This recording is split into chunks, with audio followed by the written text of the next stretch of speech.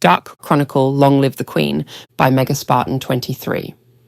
Disclaimer: the author of this story does not own Dark Cloud, Dark Chronicle, or any of the characters associated with the series. Sony Computer Entertainment owns the Dark Cloud franchise, which Level 5 created. This fanfiction has been written purely for entertainment purposes, with no intention of infringement. All rights to the Dark Cloud games and their characters belong to their respective owners. The voice used in this production was created using ElevenLabs voice synthesis. The original voice actor provided full permission for the use of their voice and was appropriately compensated for their contribution. All rights have been secured, and the use of this voice complies with ethical and legal standards. Chapter 1. Going Home. Following the vanquishing of the Dark Element and the destruction of the Star of Oblivion at the redemption-driven hands of Cyrus, once known as Emperor Griffin, Monica was drawn inexorably back to her time. Duty called her home, summoning her to rule the kingdom she had never expected to inherit. Her father had been taken from her by the treacherous Gaspar, and with his death the crown had fallen, unwilling and heavy, upon her head. By law and tradition, Monica was now queen, and a coronation awaited her. Yet she chose to postpone the ceremony, deciding it would mean more if held after her return, when her heart and mind were no longer divided by war, loss, and unfinished farewells. As the mobile flying fortress Pasnos sliced through the skies, bringing her ever closer to home, she stood alone on its balcony. A swell of joy rose within her at the thought of seeing her kingdom again. The familiar lands, the people who needed her. But it was softened by a quiet, persistent ache. She still owed Max a farewell. Apart from Tren, he was the only other person she could truly call a friend.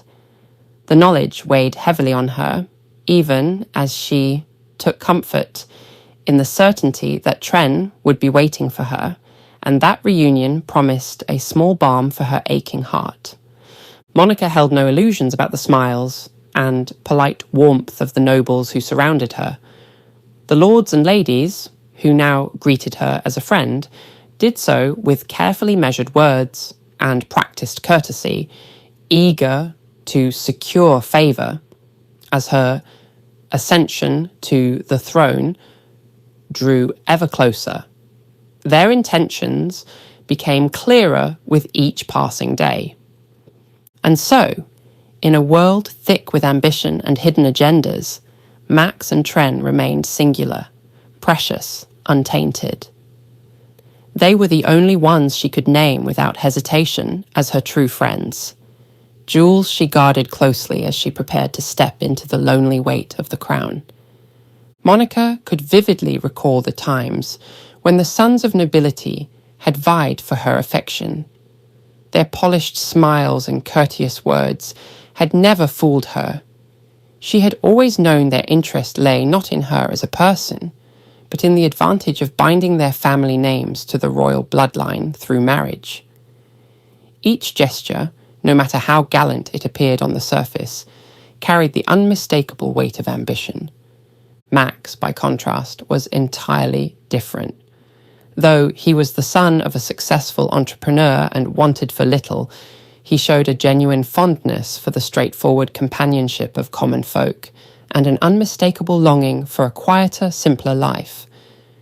He wore his privilege lightly, never allowing it to define him or dictate how he treated others.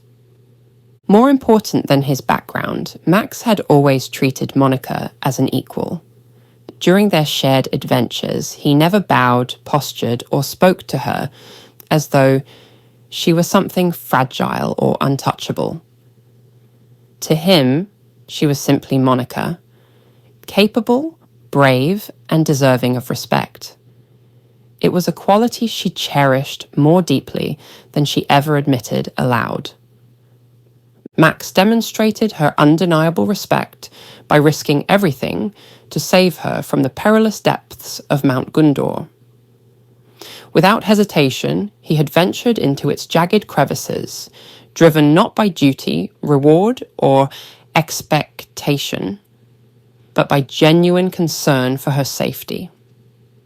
The sincerity of that act was not lost on Monica, and it lingered in her heart long after the danger had passed. Elena soon departed from the Pasnos main bridge, carefully carrying a small box in her arms. As she approached, her gaze was drawn to Monica's anxious silhouette, leaning against the railing and staring out into the open sky. "Monica, how are you faring?" Elena asked gently, catching the faint traces of unease that lingered beneath Monica's composed exterior. Monica turned to face her, offering a restrained smile that did little to hide the shadows in her eyes. "I'm all right, Elena," she replied. The words sounded practiced, and her attempt to conceal her worries faltered just enough to betray her true feelings. Elena moved to stand beside her, close enough to offer quiet companionship without intrusion. "There's no need to hide how you feel," she said softly. "Worry comes hand in hand with becoming a queen. It's natural to feel unsettled. Whatever is weighing on you, I'm here to listen." The reassurance loosened something in Monica's chest. At last, she allowed herself to speak, her heart heavy with thoughts she had kept locked away. "Have you ever had that nagging feeling?" she began, her voice tinged with longing. "That there were things left unsaid, moments you should have seized before saying goodbye to someone?" Elena listened closely as Monica continued. "With Max, there were so many things I wanted to tell him before we parted and returned to our separate lives." Elena leaned in slightly, her expression gentle and attentive. "What were the words you wished you'd shared with my son?" she asked quietly, sensing the depth of Monica's unspoken emotions. A wistful sigh slipped from Monica's lips. "I wanted to tell him that every day ahead of him is a gift," she admitted. "Something precious, not to be wasted." Instead, the last thing I said was, "Well, good then." She gave a faint, rueful smile. Such an empty phrase compared to what I truly felt. After a moment, Monica turned her gaze towards Elena, curiosity and empathy reflected in her eyes. "And what about you?" she asked softly. "Do you have any regrets about leaving your family once again?" A flicker of sadness crossed Elena's face, but her voice remained calm and reassuring. "I know I will never see Max again," she said, "but I was able to give him closure, peace of mind, and the freedom to move forward with his life without me. That knowledge brings me comfort." Monica hesitated, then asked, "And Gerald? Did you have the chance to say goodbye to him as well?" Elena nodded, her expression warming with memory. "While you were fighting inside Moonflower Palace with Max, I travelled to Heimrada to see Gerald. Max had entrusted him with rebuilding the Gundarada workshop. At first, Gerald was angry, worried too about my disappearance and the danger Max faced while searching for me. But beneath it all, he was simply relieved to see me again." She smiled softly. "I explained that my time there was never meant to be permanent, and that once Griffin was defeated, I would have to return to my era. Gerald understood. When we embraced, we treasured every remaining moment we had together." Elena looked back at Monica, her smile carrying both warmth and quiet wisdom. "I hope that one day, Monica, you will find love too. It is often through absence, through missing those we care for, that we truly come to understand just how deeply love shapes us. The intercom crackled softly before Galen Agaris's voice filled Pasnos. Your attention, please. We will be arriving at the kingdom of Raybrant in approximately 15 minutes. The kingdom is currently preparing for the return of its new queen, so we must ensure that Her Majesty is ready to greet her people once more. Message ends. The word new queen sent a small shiver through Monica. The reality of it still felt unreal.